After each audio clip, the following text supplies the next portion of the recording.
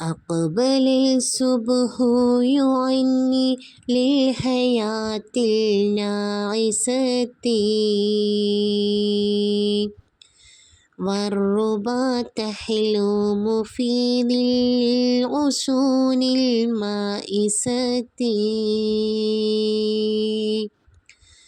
والصبا ترقص أوراق الزهور اليابسة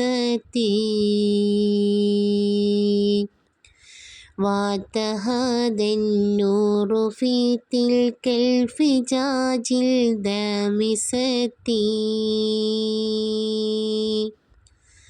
أقبل الصبح جميل يملأ الأفق بهاه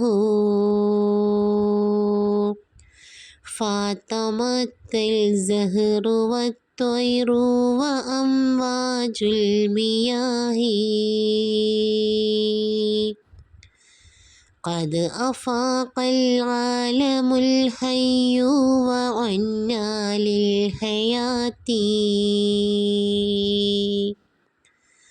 فأفيقي يا خرافي وهلمي يا شياهي